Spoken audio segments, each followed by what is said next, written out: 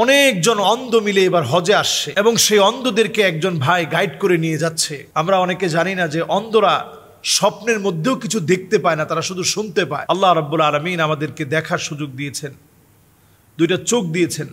আলাম নাজআল লাহু আইনাইন ওয়া লিসানান ওয়া শাফাতাইন, বলার জন্য আল্লাহ ঠোঁট দিয়েছেন, স্বাদ আস্বাদনের জন্য আল্লাহ তাআলা ঠোঁট দিয়েছেন। আপনি দেখবেন, আপনি জুস খাবেন, আপনি যদি শুধু ঠোঁটটা না থাকে, দাঁত দিয়ে যদি টান দেন, এটা কিন্তু যাবে না ভিতরের দিকে। আল্লাহ তাআলা কি নিখুঁতভাবে আমাকে সৃষ্টি করেছেন। এই নিখুঁত সৃষ্টির ভিতরে আল্লাহ তাআলা এমন চোখ দিয়েছেন, human eyes can be identify more than 1 million colours. ছোট্ট 2 মিলিমিটার ডাইমেনশনের এই চোখ আপনার সামনে যদি 1 মিলিয়ন 10 লক্ষ রঙও যদি আপনার সামনে থাকে, আপনি আইডেন্টিফাই করতে পারবেন যে এটা সাদা, এটা কালো, এটা লাল, এটা বেগুনি, কোনটা কোন রং। ছোট্ট এই চোখ দিয়ে আপনি আইডেন্টিফাই করতে পারবেন। এত দামি চোখ। এই চোখ আল্লাহ রাব্বুল আলামিন যাকে দেন নাই, সে বুঝে যে চোখের দামটা কত বেশি।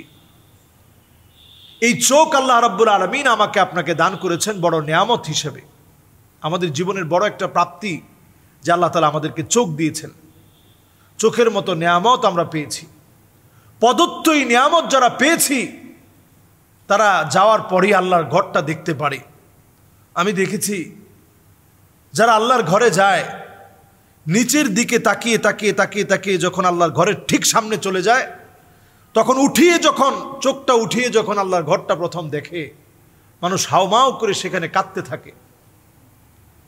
আর অন্ধ একদল ভাইদেরকে একজন গাইড যখন নিয়ে যাচ্ছেন, তাদেরকে যখন বলা হচ্ছে এই জায়গাতেই আল্লাহর ঘর, এখন আপনারা আল্লাহর ঘরের সামনে দাঁড়িয়ে আছেন, ঠিক এই জায়গাতেই হাজরে আসওয়াদ, এই জায়গা থেকে তাওয়াফ শুরু করা লাগবে। তারা শুধু অজর ধারায় কাঁদতেছিল, হাউমাউ করে কাঁদতেছিল। কাবা তো এমন জায়গা যে কাবা কতজনের চোখ কেড়ে নিয়েছে। এমনও লোক দেখেছি চোখ আছে, কিন্তু চোখ থাকার পরেও কাবার সামনে ড্যান্স করতেছে, নাচানাচি করতেছে। কাবার সামনে এসে চোখ আছে, কাবা দেখার পরে বিভৎস চিৎকারে ফেটে পড়েছে। আবার এই কাবা তো এমন কাবা, যেই কাবার সামনে অন্ধ ব্যক্তি আসছে, আল্লাহ রাব্বুল আলামিন চোখের দৃষ্টি খুলে দিয়েছে। মিশরি একজন ব্যক্তি, সে চিৎকার করে বলতেছে ইয়া রব বাসার রাগআত তানি। আবার আমার আঞ্চলিক ভাষায় বলতেছে, ইয়া রব বাসার রাগআত তানি। আবার দ্বিতীয়বারের মতো আল্লাহ আপনি আমার চোখে দৃষ্টি দিলেন, আবার দ্বিতীয়বারের মতো দেখার সুযোগ করে দিলেন।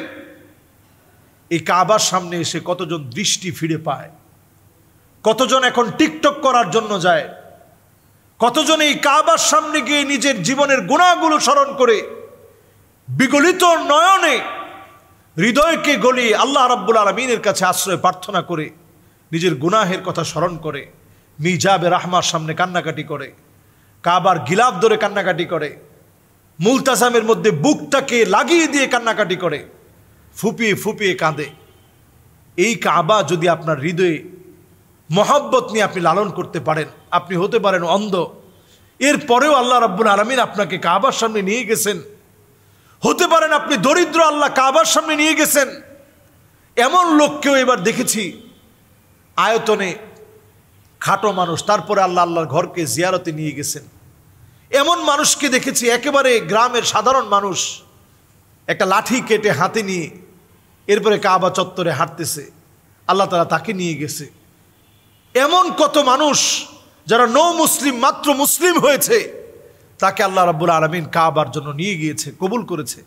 আল্লাহ তাআলা কাকে কবুল করেন, কোন সময় ডাক দেন, আমরা প্রত্যেকের হৃদয়ে যদি আকাঙ্ক্ষা, প্রত্যেকের হৃদয়ে যদি আকাঙ্ক্ষা, এই তামান্নাকে জাগ্রত করতে পারি, আল্লাহ রাব্বুল আলামিন যখন কবুলিয়াত আসবে, আল্লাহ তাআলা আমাদেরকে ডাক দিবেন, তখনই আপনি কাবা দেখার জন্য যেতে পারবেন।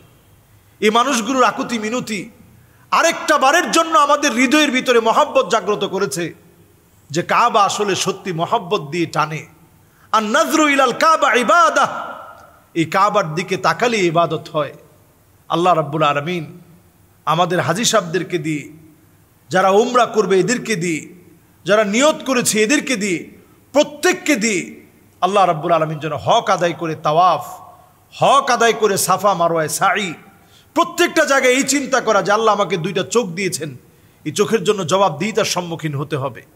এইভাবে করে কাবায় তাওয়াফ করার সময় নিচের দিকে তাকায় তাওয়াফ করা, এই মানুষগুলোর কথা চিন্তা করা যে মানুষগুলো এই কাবার সামনে রক্ত দিয়েছে, হযরতে আবু বকর রাদিয়াল্লাহু তাআলা আনহুর মতো সাহাবী, হযরতে বিলালের মতো সাহাবীকে বেদরক পিটানো হয়েছে এই কাবার তাওয়াফের জায়গার ভিতরে, বুকের উপরে পাথর দিয়ে রাখা হয়েছে, দিনের পর দিন আহাদ আহাদ উচ্চারণ করেছেন। আল্লাহর এই শ্রেষ্ঠ গোলামদের আত্মত্যাগ আর কোরবানির কারণেই আজকে আমাদের কাছে এই তাওয়াফের জায়গা শ্রেষ্ঠ হয়েছে। তাওয়াফ করার সময় এই বিষয়গুলো বেশি চিন্তা করা, সেলফি উঠানো, অনর্থক কাজকর্ম করা, এগুলো থেকে নিজেদেরকে বিরত রাখা। আল্লাহ তৌফিক দান করুক। আসসালামু আলাইকুম ওয়া রাহমাতুল্লাহি ওয়া বারাকাতুহু।